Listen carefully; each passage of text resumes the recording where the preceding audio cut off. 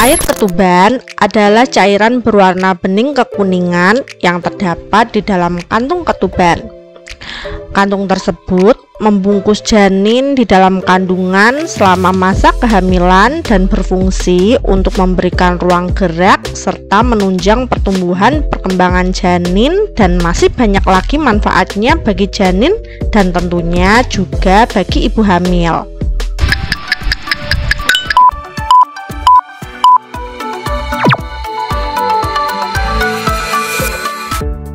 Nah, pada beberapa kondisi, ibu hamil dapat mengalami oligohidramnion, yang mana volume air ketuban pada kandungan ibu berjumlah sedikit. Tentu juga hal ini dapat berpengaruh terhadap kesehatan dan kesejahteraan kehamilan ya Bunda. Adapun beberapa faktor yang membuat volume air ketuban ini sedikit, diantaranya faktor dari janin seperti gangguan perkemihan janin ataupun masalah kesehatan dari ibu hamilnya seperti gangguan pada plasenta, kemudian hamil yang melewati HPL, kemudian ibu hamil yang mengalami hipertensi, diabetes, dehidrasi, ketuban pecah dini, ataupun efek penggunaan dari obat-obatan tertentu. Penanganan jumlah air ketuban yang sedikit ini biasanya akan dilihat dari keparahan dan usia kandungan, mulai dari yang dapat ibu hamil lakukan di rumah dan tindakan medis yang dilakukan oleh dokter. Nah, berikut ini merupakan beberapa cara yang dapat ibu hamil lakukan untuk memperbanyak volume air ketuban. Yang pertama, memperbanyak minum air putih. Ya, meskipun solusi ini terbilang sederhana, namun ibu hamil harus telaten untuk melakukannya.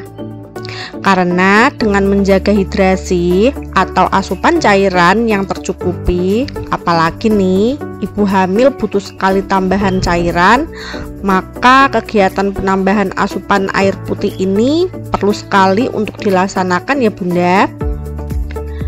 Nah, beberapa penelitian menyebutkan jika ibu hamil yang kekurangan cairan ketuban memerlukan sekitar 1.500 hingga 2.500 ml tambahan asupan cairan pada setiap harinya.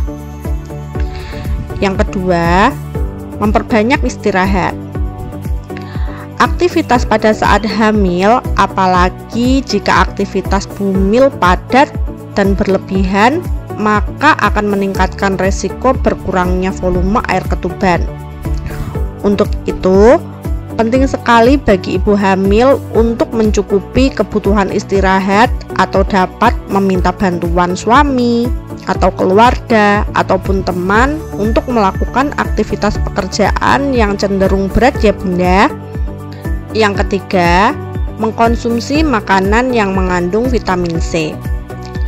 Meskipun tidak secara langsung dapat meningkatkan volume air ketuban, dengan mengkonsumsi makanan yang mengandung vitamin C akan membantu ibu hamil untuk memperkuat daya tahan tubuhnya, sehingga air ketuban yang berada dalam kandungan ibu pun akan selalu terjaga. Di salah satu penelitian menyebutkan pemberian vitamin C pada ibu hamil yang mempunyai riwayat ketuban pecah dini sebelumnya dapat mencegah kejadian serupa pada kehamilan berikutnya. Nah, artinya dengan mencegah terjadinya ketuban pecah dini, maka air ketuban akan aman hingga nanti hari persalinan yang semestinya tiba ya Bunda. Yang keempat, konsumsi makanan sehat dan hindari makanan yang dapat memicu diare. Bumil, kita tahu ya bahwa diare adalah kondisi yang beresiko untuk mengurangi cairan tubuh. Itu artinya jika bumil diare, maka juga akan beresiko untuk kekurangan air ketuban. Untuk itu, bumil perlu menghindari makanan pedas, kemudian hindari juga jajan sembarangan, dan bumil harus memastikan makanan dan minuman yang dikonsumsi harus sehat serta higienis. Kelima, mengurangi atau menghindari makanan dan minuman yang dapat memicu dehidrasi. Makanan atau minuman yang mengandung kafein seperti teh, kopi, atau makanan atau juga suplemen yang mengandung komponen tersebut dapat bersifat diuretik atau dapat menyebabkan rasa buang air kecil. Selain itu, bumil juga bisa menghindari makanan yang terlalu asin ya.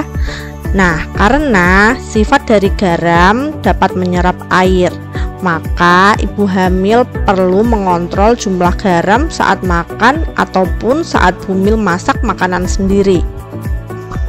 Yang keenam, konsumsi air kelapa muda. Nah, ini nih yang sering kita dengar ya bumil, air kelapa muda. Iya, air ini adalah air yang kaya dengan manfaat dan salah satunya adalah dapat mengontrol kadar air di dalam tubuh kita.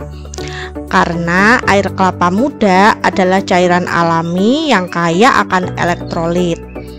Namun yang perlu diperhatikan saat mengkonsumsinya, bumil juga perlu memperhatikan kebersihannya ya.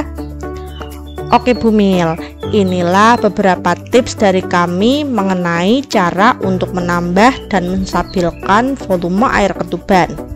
Semoga informasinya dapat bermanfaat ya bumil. Oh iya, bumil juga harus terus melakukan check up kehamilan rutin sesuai jadwal. Tentu hal ini menjadi wajib agar kesehatan serta kesejahteraan bumil selama kehamilan hingga persalinan nanti dapat terjaga. Nah, sampai jumpa di video pembahasan tema kesehatan berikutnya ya. See you.